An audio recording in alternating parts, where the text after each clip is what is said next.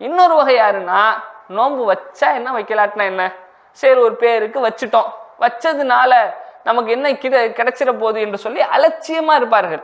அவங்க நோன்பு வைப்பாங்க, நோன்புக்குரிய கண்ணியத்தை காப்பாற்ற மாட்டாங்க, நோன்புக்குண்டான விதிமுறைகளை கடைபிடிக்க மாட்டார்கள். இப்படி ஒரு கூட்டமும் இருக்கிறாங்க.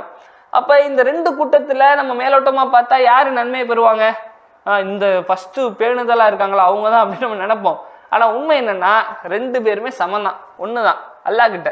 என்னப்பா அது அநியாயமா இருக்குது இப்பெல்லாம் சொல்லலாமான்னு கேட்டா அப்படித்தான் சொல்லணும். ஏனென்றால் அலட்சியமாக இருப்பது போன்றே அல்லாஹ் ரசூல் சொல்லாத சட்டங்களை எல்லாம் கூடுதலாக இருப்பதாக நம்பினாலும் அல்லாஹ் கிட்ட குற்றம் தான்.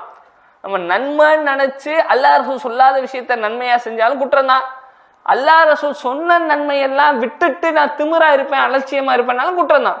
அதனால நோன்புக்குரிய நன்மையை பெற வேண்டும் என்றால் ஒரு அடிப்படை மீது நிற்கணும். என்ன அடிப்படை?